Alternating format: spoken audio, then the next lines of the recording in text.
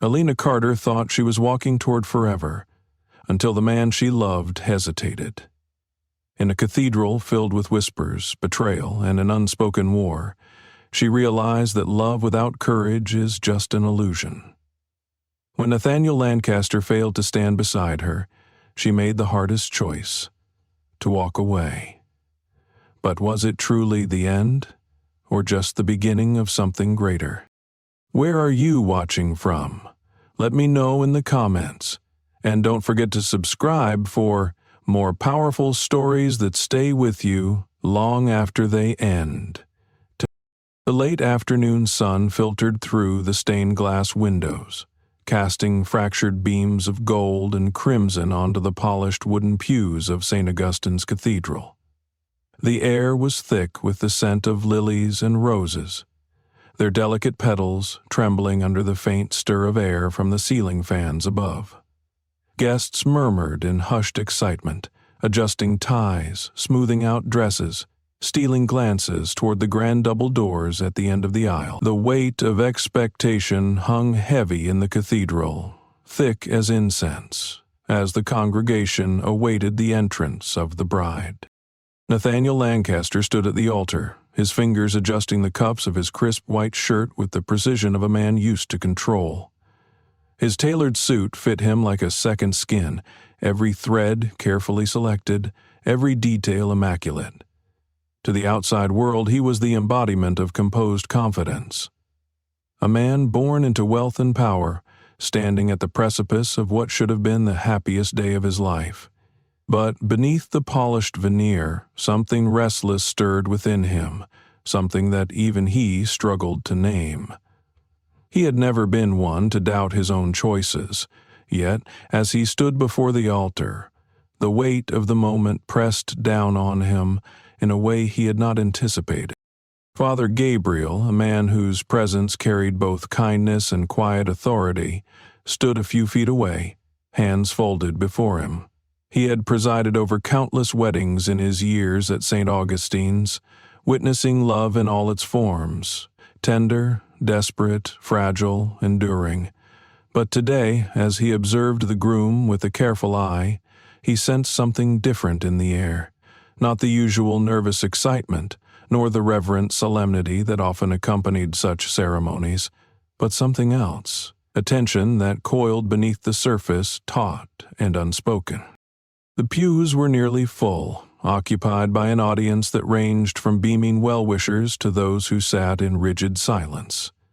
At the very front, Richard and Marian Lancaster, Nathaniel's parents, sat with their backs straight, their expressions unreadable. Richard, an imposing man with silver-streaked hair and sharp, calculating eyes, exuded a presence that commanded attention without a single word. Beside him, Marian was a portrait of composed elegance, her pearl necklace resting against the high neckline of her navy gown. Neither of them spoke. Neither of them so much as glanced at the entrance. Then, the first notes of the wedding march echoed through the cathedral. A hush fell over the room. Heads turned. Breath caught. The grand doors at the far end of the aisle opened, and there she stood. Alina Carter. She was breathtaking. Not in the way of a woman draped in excess, but in the kind of beauty that was effortless, undeniable. Her wedding gown was simple yet exquisite, flowing in soft ivory waves that shimmered under the cathedral lights. The veil framed her face in delicate lace, but even through its sheer fabric, her dark eyes held an intensity that could not be obscured. She walked forward, each step measured, graceful yet carrying the weight of something unseen. There was a collective exhale from the guests, an enchanted stillness that lingered in the wake of her presence. But Father Gabriel wasn't watching the admiration that swept through the crowd. He was watching something else. The silence. It wasn't the expected quiet of reverence or admiration. It was something sharper, something unnatural. A hush that carried an edge, as though the very walls of the cathedral were holding their breath. And then he saw the looks. not from Nathaniel. His gaze was locked onto his bride, filled with something unreadable, something almost desperate. Not from the friends and family who smiled with genuine warmth, but from others. A murmur passed between two older guests in the second row, their words obscured but their expressions unmistakable. Disapproval, thinly veiled. A woman in a pastel dress pursed her lips and turned away, as if embarrassed to witness something she deemed inappropriate. A man in the third row sat stiffly, arms crossed over his chest, his mouth a thin, unsmiling line. Then there was Richard, still as stone, and Marian. Her fingers twitched against the fabric of her dress, the only sign of movement. Her expression remained perfectly composed, but her eyes were fixed on Alina with something that Father Gabriel could only describe as rejection. Not the reluctant concern of a mother questioning her son's choices, not the quiet skepticism of a woman weighing her own doubts, but rejection. Elena moved with practiced grace, yet there was something in the way she carried herself that didn't quite fit the image of a glowing bride. It was in the stiffness of her shoulders, the way she held her bouquet, not merely as an accessory, but as something to ground her, to steady herself. It was in the way her fingers gripped the stems, knuckles just slightly whitened. She was not nervous in the way most brides were. She was bracing herself. Father Gabriel's chest tightened. He had seen many things in his years, but few as cruel as the kind of exclusion that did not come with words, nor with confrontation, but with silence. A cold, deliberate silence that stripped a person of belonging without ever having to say a single thing. And yet, as Alina approached the altar, something in her eased, just slightly. Nathaniel reached for her hands, his touch hesitant, searching, and for a fleeting moment, when her gaze met his, there was warmth, a quiet understanding, a love that softened the sharp edges of the moment. But the priest knew, even before a word was spoken, that there were forces in this room determined to tear them apart. And he knew, before this ceremony was over, something would go terribly wrong. As Elena reached Nathaniel's side, her fingers trembled ever so slightly in his grasp. He squeezed them gently, as if to reassure her, as if to say, "I'm here, we're in this together." But his touch, though familiar, though warm, did not erase the weight pressing down on her chest. The cathedral was silent, yet she could feel the whispers threading through the air, the judgment settling against her skin like an unseen force. Father Gabriel took a breath, slow and measured, his keen eyes sweeping across the faces of those gathered. He had stood at this altar countless times, guiding couples through their vows, witnessing the sacred exchange of promises, but something about today felt different, not merely because of the usual nerves or the gravity of the moment. No, this silence was not born from awe. It was something else. It was watchful, expectant, and beneath it all something sinister simmered just beneath the surface. Nathaniel stood tall beside her, but Father Gabriel noticed the tension in his posture, the way his jaw tightened, the flicker of unease in his eyes before he forced it away. He was a man who carried himself with certainty, with confidence, and yet, today, even he seemed to sense that something was not quite right. The guests remained unnervingly still. Among them, Richard Lancaster sat with the same unwavering posture as before, his sharp gaze fixed ahead. The powerful businessman whose name alone could turn tides in the corporate world had built an empire on control, on precision. And yet, in this moment, he had said nothing. He had not looked at Alina once. Beside him, Marian Lancaster sat perfectly composed, her hands resting on her lap, unmoving. But Father Gabriel saw the small signs, the tension in the delicate lines of her mouth, the faint twitch of her fingers against the fabric of her gown. A mother's face should have been alight with emotion on the day her son stood at the altar, joy, nostalgia, even sorrow at letting him go. But Marian's face was a blank slate, void of warmth, void of any affection at all. Elena felt their eyes on her, drilling into her like needles. She had always known this day would not be easy. She had prepared herself for it, rehearsed her responses, armored herself against their silent disapproval.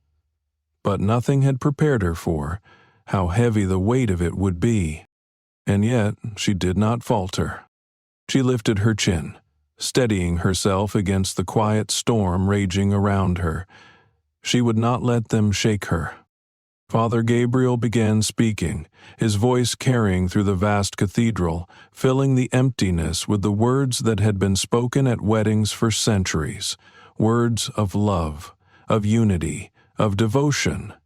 But even as he spoke, the air remained thick, the unspoken lingering like a storm cloud ready to break.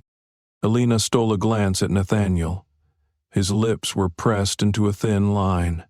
He looked at her, and in his eyes she saw everything he wanted to say, but could not. It doesn't matter, his gaze seemed to tell her. None of them matter. Just us. But they did matter, because their silence was not just silence, it was rejection.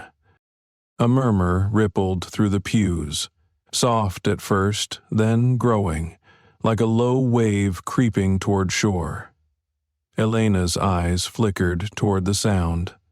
A woman in the second row leaned into her husband, whispering, her lips curling slightly. Another guest shifted, his expression unreadable, but his gaze unwavering. And then, for the first time, Richard Lancaster moved. It was subtle, barely a shift, just the tilt of his head as he exhaled through his nose. But it was enough. A statement without words. The disapproval in that single movement was enough to cut through the air, sharper than if he had spoken aloud. Elena's fingers tightened slightly around Nathaniel's, but he didn't notice.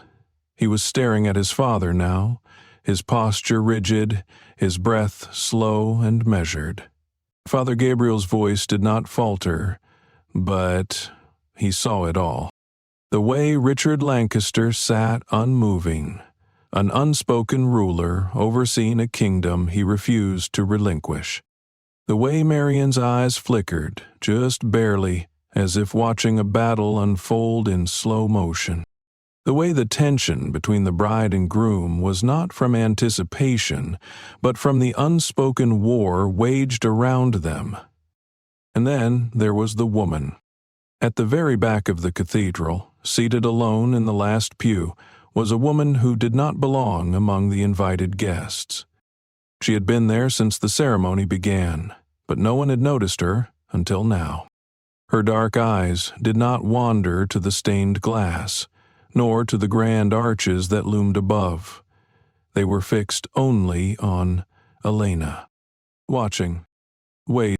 Elena felt the prickle of awareness crawl up her spine before she even saw her. Slowly, her gaze drifted to the back of the room. The woman did not look away. A chill ran through her. Who was she? Father Gabriel noticed her too. Something about her presence sent a ripple through his intuition, a whisper of warning that brushed against the edges of his mind. But there was no time to linger on it. The ceremony pressed on, words flowing, time stretching, but the air in the room remained thick.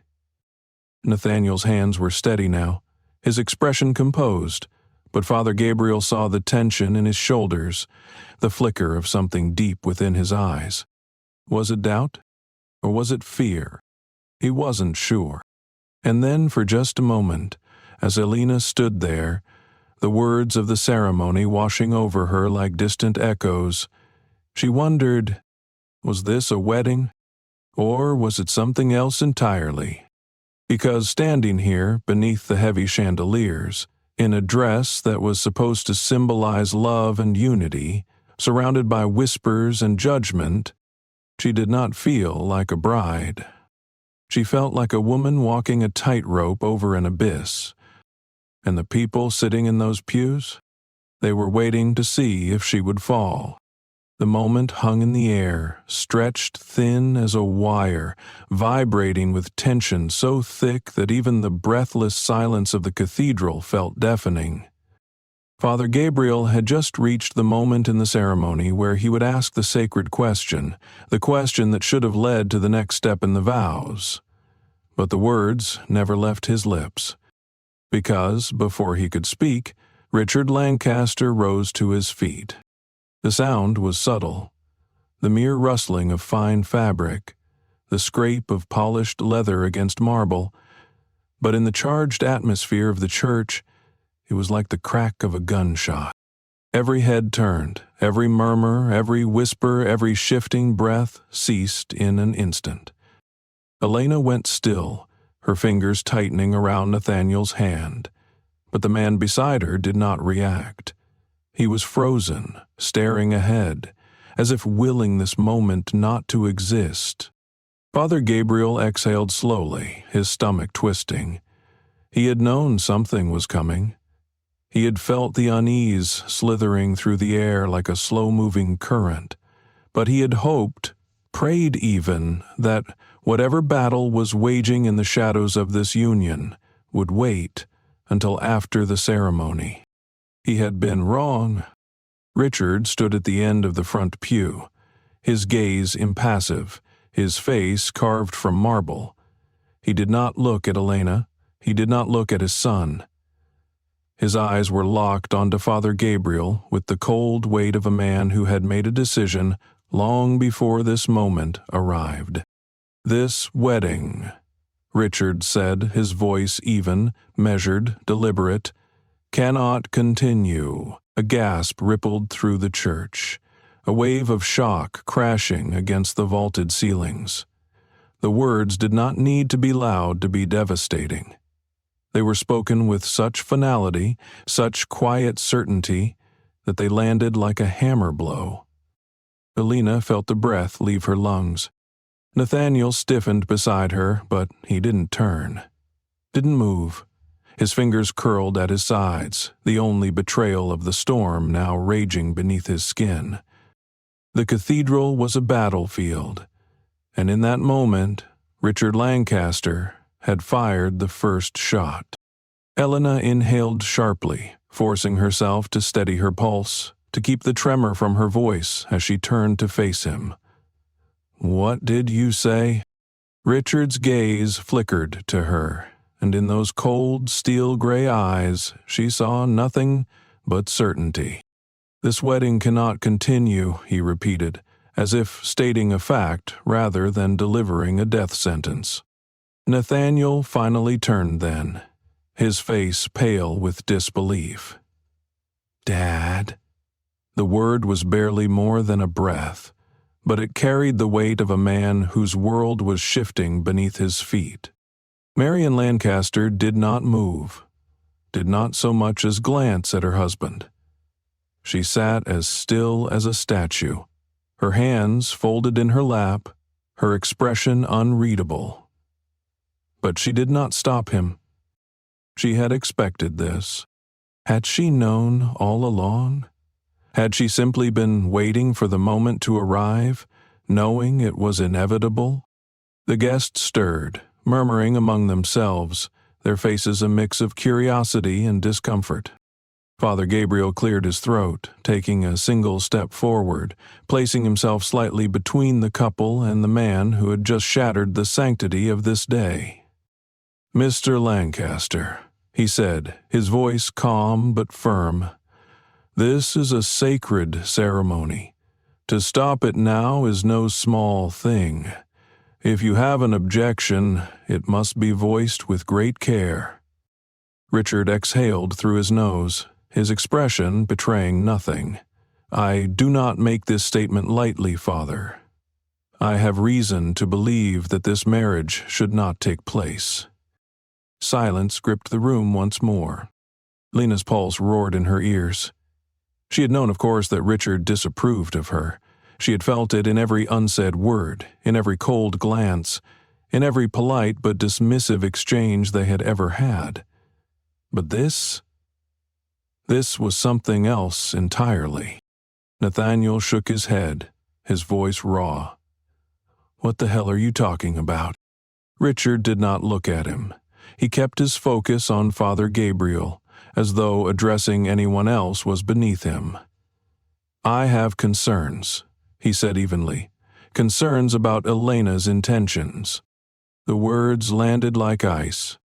Elena's heart clenched, a slow, twisting pain.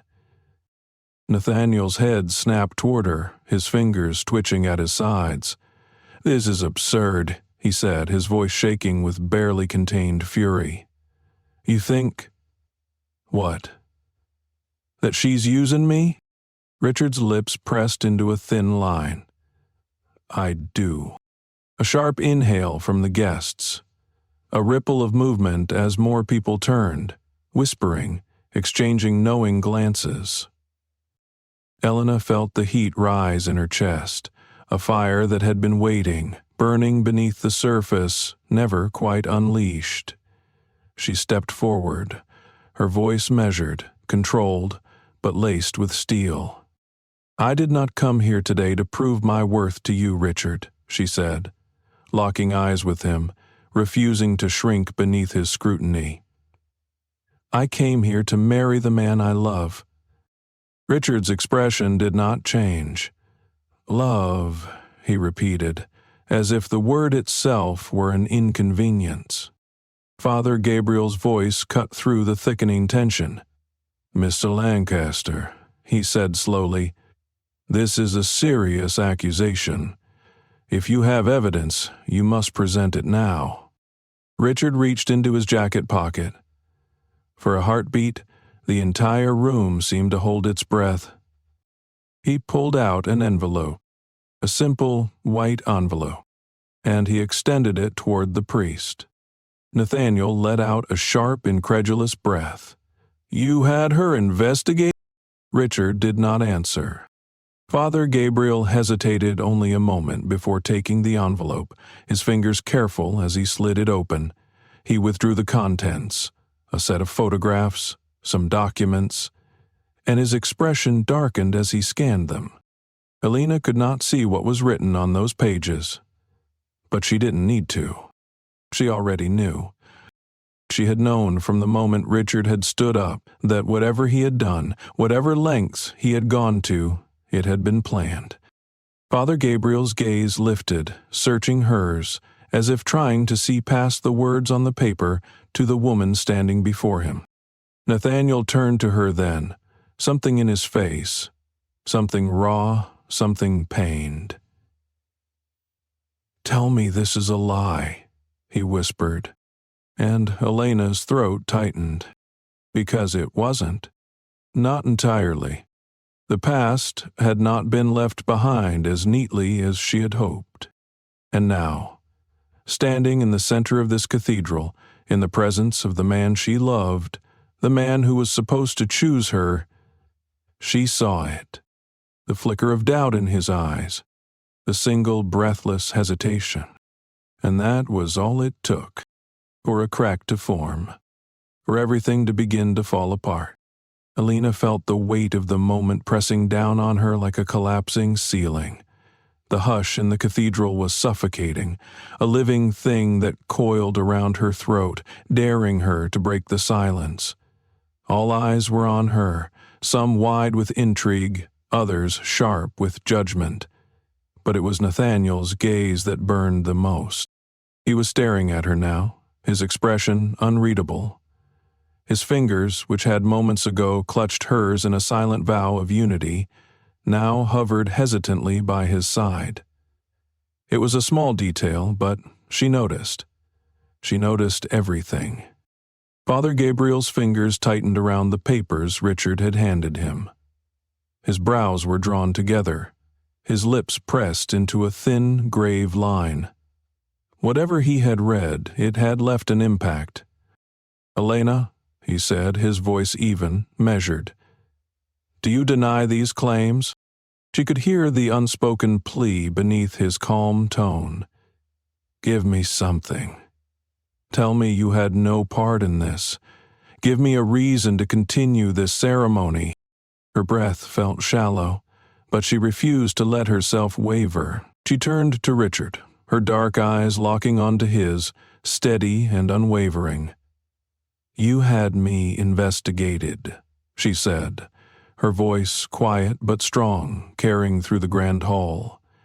"How long?" Richard merely tilted his head, a slow, calculating gesture. "Long enough." A murmur rippled through the pews, a growing tide of whispers. Elena exhaled through her nose, forcing herself to stay still, to remain composed. "And what, exactly, did you find?" Richard gestured toward the documents in Father Gabriel's hands. "Everything." She lifted her chin, unflinching. "Then why don't you say it out loud?" For the first time, Richard hesitated. A flicker of something. Was it amusement? Crossed his features before vanishing just as quickly. Nathaniel, who had remained frozen throughout the exchange, finally spoke, his voice hoarse. "Dad, stop!" Richard didn't look at him. "I'm doing what I should have done the moment you told me you were going to marry her." Nathaniel clenched his jaw. "You don't have a say in this." Richard finally turned to his son, his gaze cool and unwavering. "Don't I?" Elena watched as Nathaniel swallowed, his Adam's apple bobbing. The air between them was thick, heavy with the weight of everything unsaid. She could end this now. She could explain. She could give them all the truth, the real truth, the kind that would leave Richard with nothing to stand on. But would it matter? Would it really change anything? She turned her gaze to Marian Lancaster.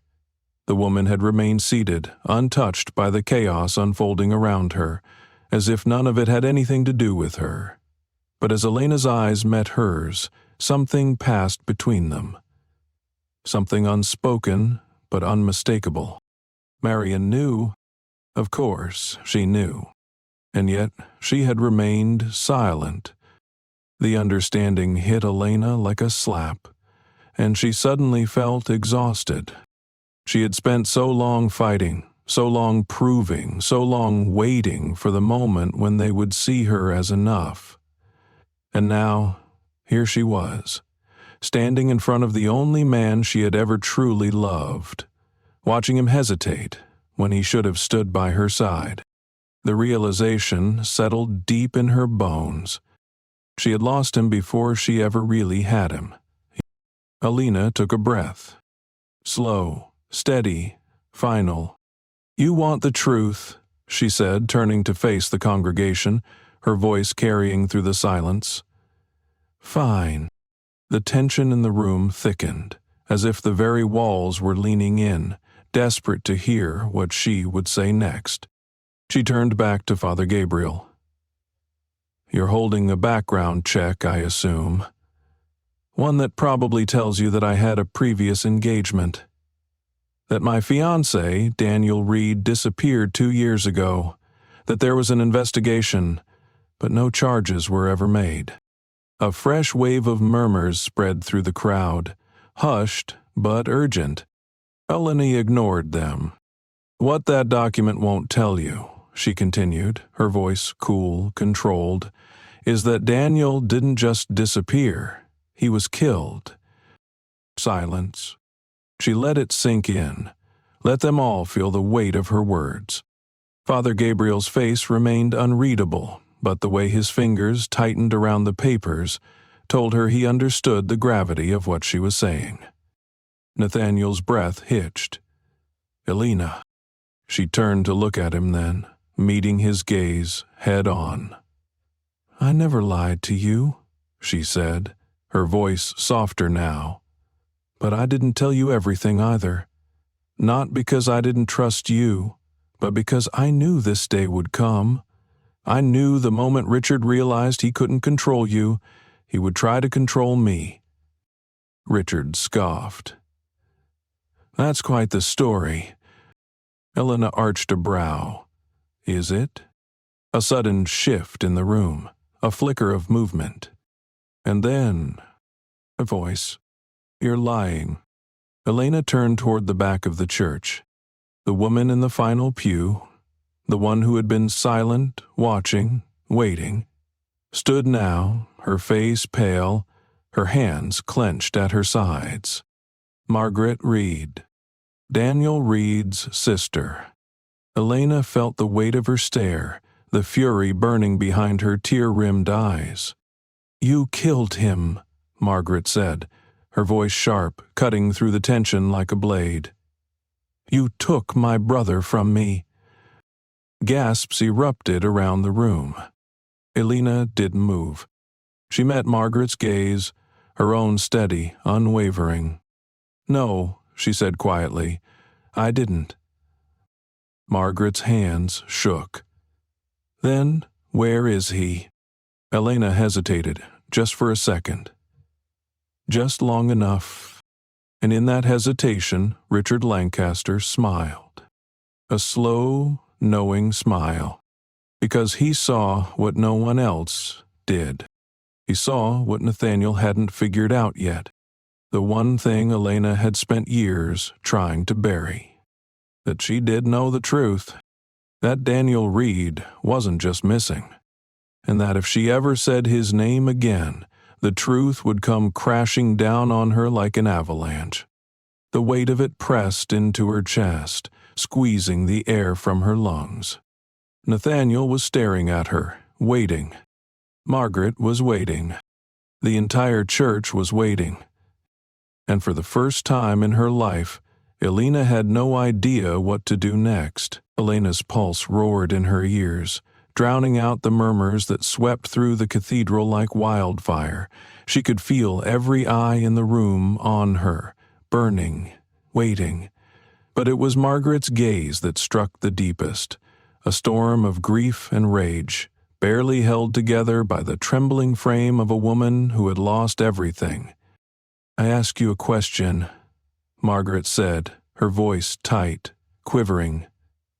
"Where is my brother?"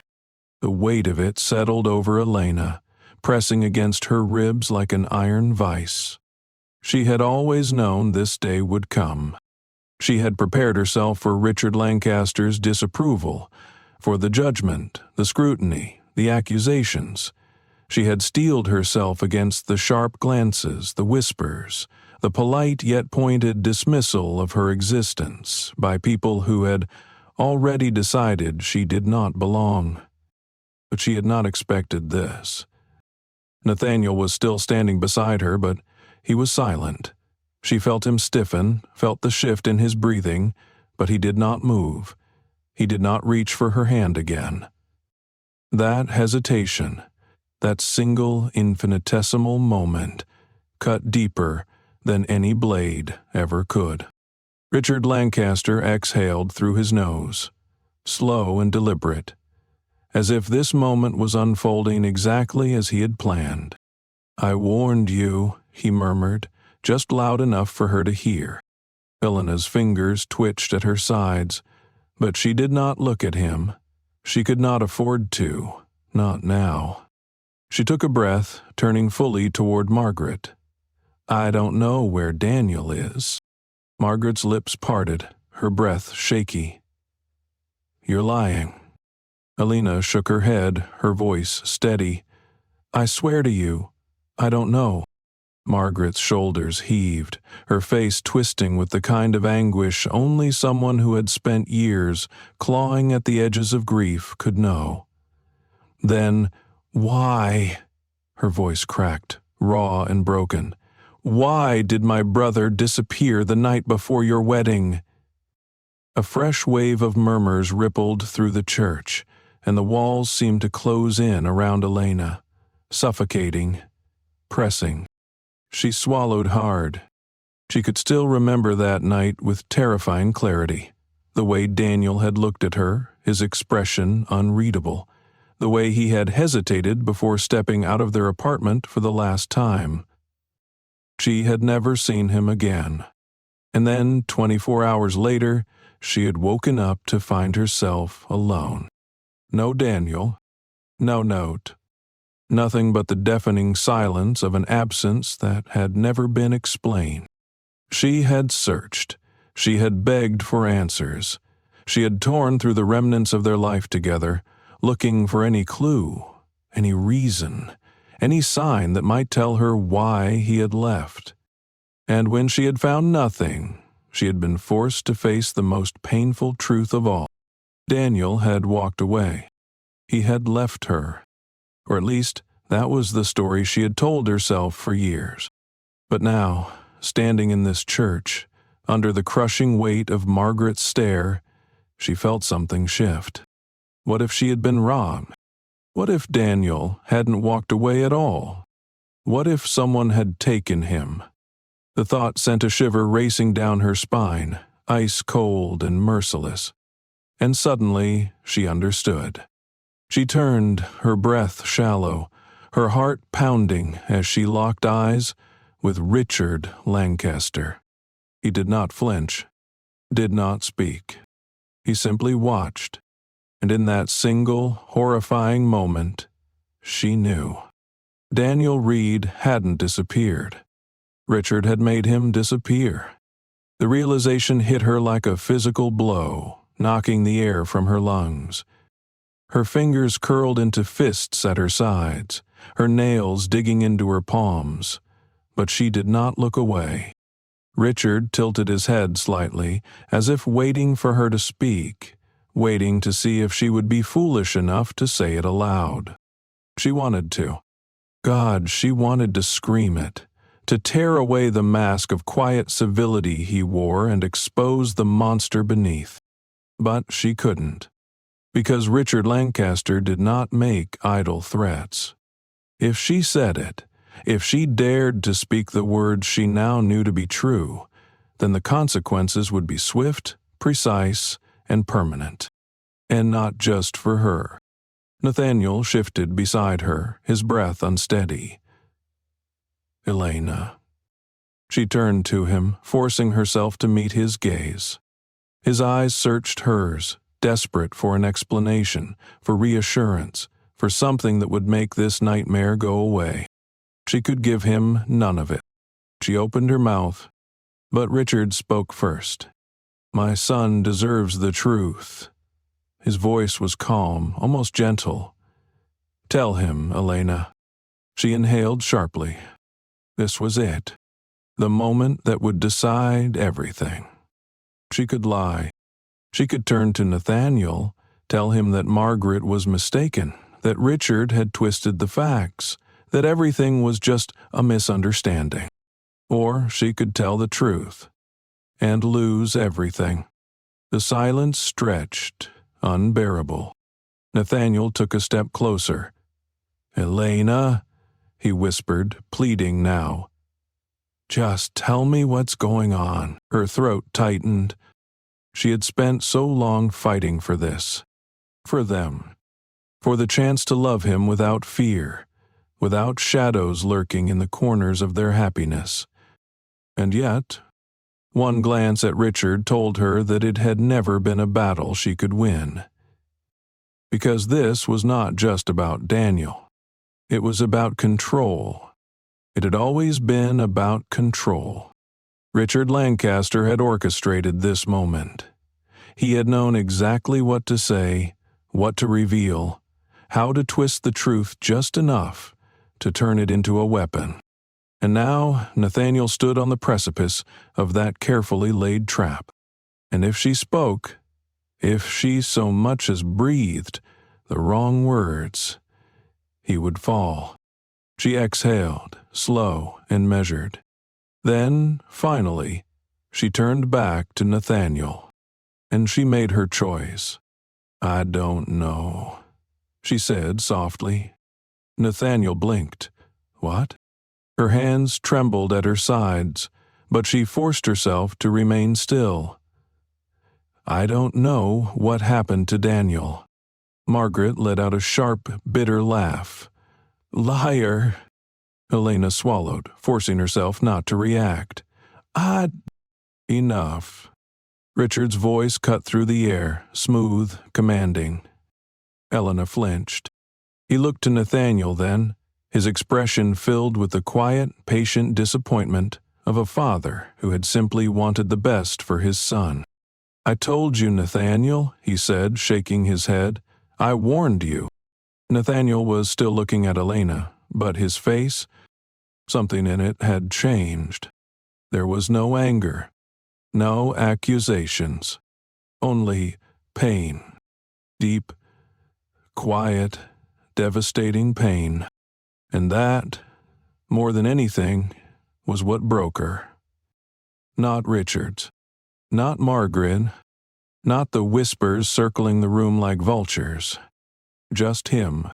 Just the realization that she had lost him, that she had never really had him at all. Her lips parted, but the words died before they could form. Nathaniel's hands clenched at his sides, his jaw tight. Then, after what felt like an eternity, he exhaled, and he stepped back. Not much, just enough. Enough to tell her that the distance between them would never be bridged again. Her breath hitched, and Richard Lancaster smiled. The silence that followed was suffocating. It stretched through the cathedral like a noose, tightening with every second that passed. The weight of it settled in Elena's chest, pressing against her ribs, squeezing the air from her lungs. Nathaniel had stepped back. Not a full retreat, not a dramatic turn away. Just one step. And yet, it might as well have been a chasm, opening wide between them, impossible to cross. She wanted to speak, to reach for him, to fix this. But Richard's smile was there, subtle, triumphant, watching as the distance between them grew. And that was the moment she understood. This was never about Daniel. Never about some misplaced concern for Nathaniel's future. This was a game, and Richard had just won. Margaret was still standing at the back of the church, fists clenched at her sides, her body shaking with grief and fury. She had come here for justice, for the truth, but instead she had walked straight into Richard Lancaster's carefully laid trap. He had baited her. And now, all the whispers, all the doubt, all the carefully curated lies had fallen exactly into place. Elena exhaled slowly. Her heart ached, but she knew. This was a battle she couldn't win. Not here, not like this. The guests were shifting in their seats now, a restless murmur sweeping through them. Some exchanged quiet glances, others openly whispered behind hands and stiff shoulders. It was happening. The unraveling. The undoing of everything. Elena. Nathaniel's voice was soft, but it still cut through the noise like a blade. She met his gaze, and what she saw there broke her. A pain, doubt, but worst of all, hesitation. Because he wasn't choosing her. He wasn't fighting for her. He was waiting. For what? For her to fix this? For her to prove herself? For her to be someone he could still stand beside without risk, without sacrifice? She swallowed hard. Richard tilted his head ever so slightly, as if sensing the precise moment the last of her resolve began to crack. He knew. He had always known. Nathaniel Lancaster had never been a man who could stand in the fire and burn for love, and Elena had spent years pretending otherwise. Father Gabriel cleared his throat, his steady voice laced with something neither approval nor condemnation, just quiet understanding. "This ceremony," he said carefully, "cannot continue under these circumstances." There it was, the final nail in the coffin. The room seemed to exhale around her, as though the cathedral itself had been waiting for permission to collapse into ruin. She forced herself to stand still, to breathe, to absorb what was happening. Marian Lancaster, for the first time, allowed herself the faintest shift in expression. Not a smile, not quite, but something close. She had always known this would happen. She had prepared for it. She had waited for it, and now the inevitable had arrived. Elena inhaled sharply, her pulse a slow, measured drum against her ribs. She turned back to Nathaniel, watched him watch her, felt the unspoken words passing between them. Too many, too much, too late. And then, finally, she let go. Not in some grand, dramatic moment, not with a scream or a plea or a shattered sob, just an understanding, a quiet, sinking truth. She had spent so much time fighting for a place at his side, for a seat at a table that would never truly belong to her. But she would not beg. Not now. Not ever. Slowly, deliberately, she loosened her fingers from the bouquet. The flowers, once pristine, once perfect, trembled slightly as she lowered them to her side. Then, with the same grace that had carried her down the aisle, she turned. Not toward Nathaniel, not toward Richard, but toward Margaret. Margaret, who was still staring at her, anger and grief tangled together, waiting for an answer that would never come. Elena stepped forward. She reached into her pocket, and she held out a folded slip of paper. Margaret's breath caught. "What is this?" she whispered. Elena met her gaze, steady and unflinching. "An address," she said softly. Margaret hesitated. Elena's fingers curled around hers, pressing the paper into her palm. "Go there," she murmured. Margaret searched her face, searching for what Elena didn't know. But after a moment she nodded. And that was enough. Elena turned one last time. She did not look at Nathaniel. She did not look at Richard. She did not look at Marian or the guests or Father Gabriel or the wreckage of what was supposed to have been her wedding day. She simply placed the bouquet on the altar and walked away. She did not hurry, did not falter, did not break. And the doors, the heavy, towering cathedral doors, swung shut behind her, sealing the moment in stone. The heavy cathedral doors groaned shut behind her, sealing her away from the whispers, the stares, the weight of everything that had just unraveled. The air outside was sharp against her skin, crisp and cool in the fading afternoon light, a stark contrast to the suffocating heat of the church. Elena didn't stop. She didn't turn, didn't glance back, didn't give them the satisfaction of seeing hesitation in her steps. She had spent years waiting for them to accept her, for them to see her as worthy, for Nathaniel to stand beside her with conviction rather than quiet hope. That hope was gone now. She could feel the pieces of it crumbling inside her, shattering like glass as she walked down the stone steps and onto the pavement. But she wasn't broken. Not yet. Her heels clicked against the ground in steady rhythm, her grip tightening around the folded slip of paper in Margaret Reed's hand. She knew Margaret would follow. The silence stretched between them. And then the door behind her slammed open. "Elena!" She stopped. Not because she wanted to. not because she had any illusions left, but because she had always been the kind of person who turned when her name was called. Slowly, she turned.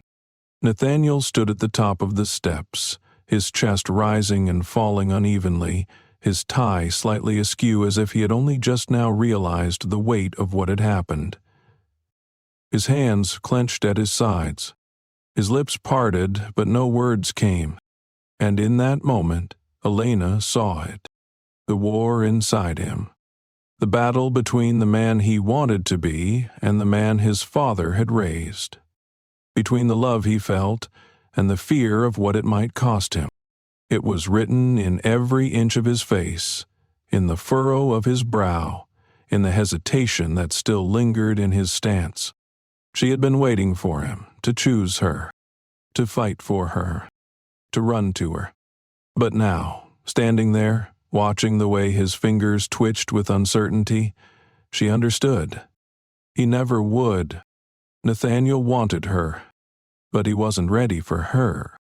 And she was done waiting. She let out a breath, tilting her chin up slightly.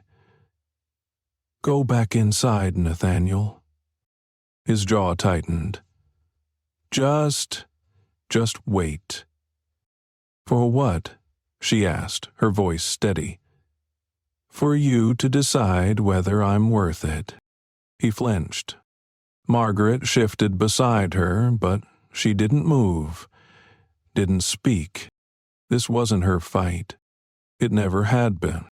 Nathaniel took a step forward, as if closing the space between them would somehow fix what had already fallen apart.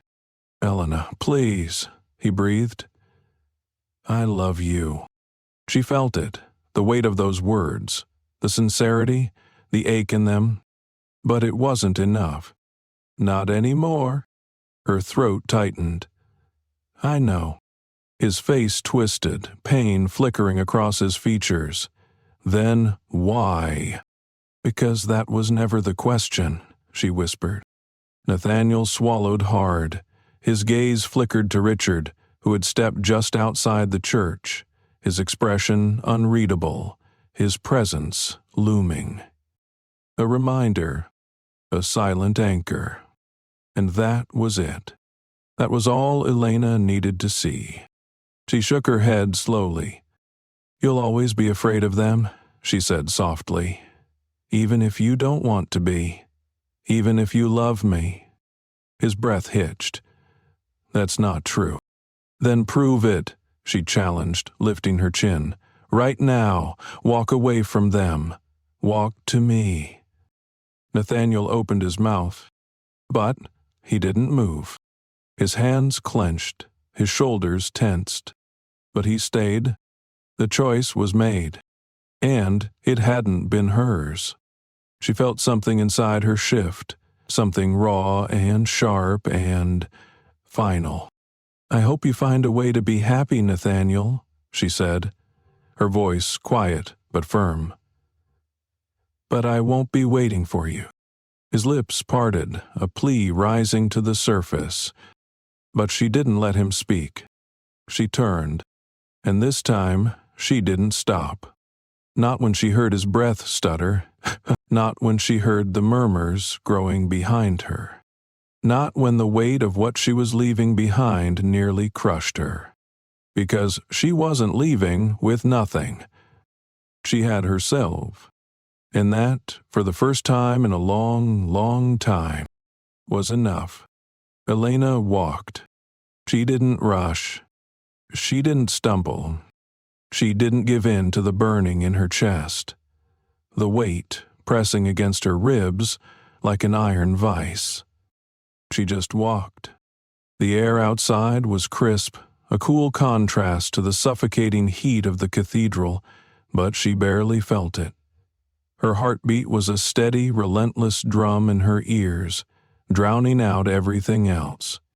The whispers, the murmurs, the knowledge that Nathaniel was still standing there, watching her go. He wasn't coming after her. He wouldn't. And that, more than anything, was what solidified her decision.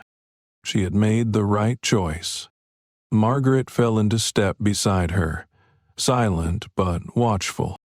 Elena didn't look at her, didn't look at anything except the pavement ahead, the stretch of road leading away from the life she had spent years trying to build. It felt strange walking away like this, with nothing but the weight of the moment pressing against her shoulders. But it was also liberating. For the first time, she wasn't fighting, wasn't waiting, it wasn't hoping. She was choosing, and there was power in that. The distant hum of tires rolling over asphalt reached her ears as she neared the edge of the parking lot. A sleek black car sat idling just before the exit, its tinted windows shielding whoever was inside from view. Margaret exhaled sharply beside her. "You're really leaving?"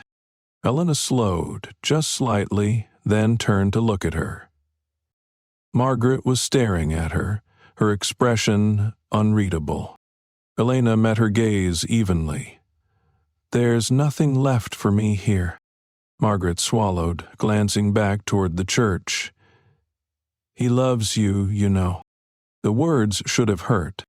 Maybe, in another life, they would have. But love had never been the problem. Love had been easy. It was everything else. The expectations, the power plays, the silence, that had made it impossible. "I know," Elena said simply. Margaret hesitated. "So, that's it?" Elena tilted her head. Margaret searched her face, something unreadable flickering in her gaze. Then, finally, she let out a breath and unfolded the slip of paper Elena had given her. An address, a name, something real. Margaret's fingers tightened around the paper.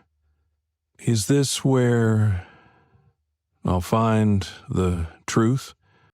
Elena's chest tightened. "It's where you'll find something." Margaret studied her for a long moment.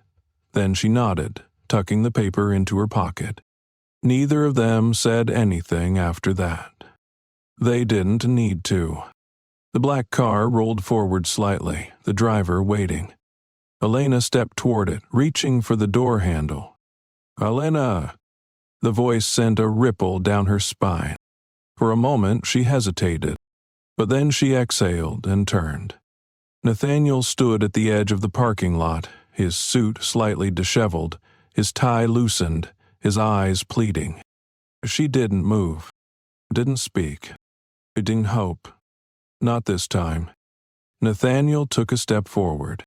He swallowed hard, his hands clenching at his sides. "I can't let you leave like this." Elena tilted her head, waiting. His breath came uneven now, his chest rising and falling in rapid succession. "I don't know how to." He stopped, exhaled sharply, then shook his head. "I need you to know that I tried." Her fingers tightened around the door handle. Tried. The word was a knife. A quiet, devastating truth. He had tried, but he hadn't chosen. She let the silence stretch between them. Let him feel it. Then, finally, she smiled. Soft, sad. "Fine. I know," she whispered. Nathaniel flinched. And in that moment she saw it, the realization settling deep in his bones, that this was it. This was the end. Not because they didn't love each other, but because love was never supposed to be this hard. She didn't give him a chance to say anything else. I didn't wait for another plea, another hesitation, another moment of almost but not quite. She opened the car door, slid inside and let it close behind her. The driver didn't ask questions, didn't hesitate, didn't wait. The car pulled forward, moving toward the exit, leaving Nathaniel standing there, alone, watching her go. She didn't look back. Not this time. Not ever. The road stretched ahead, endless and unknown. And for the first time in a long, long time, Elena felt free. Thank you for staying until the very end of this story. Life doesn't always give us the endings we expect. Love, no matter how deep, is not always enough when fear, doubt, and control stand in its way. Sometimes the hardest choice is the one that sets you free. Elena's journey was never about proving her worth. It was about realizing she never had to in the first place. And Nathaniel? He may have loved her, but love without courage is just a shadow of what it could be. This story reminds us that we should never beg for a place in someone's life. If they hesitate when they should fight for you, if they let their fears hold them back, then maybe it was never truly meant to be. Walking away isn't weakness. It's knowing when to stop holding on to something that isn't holding on to you. Where are you watching from? Let me know in the comments. And if you enjoyed this story, don't forget to subscribe to the channel for more gripping stories that make you think, feel, and question everything you thought you knew about love and life. Until next time, stay strong, stay true, and never settle for less than you deserve.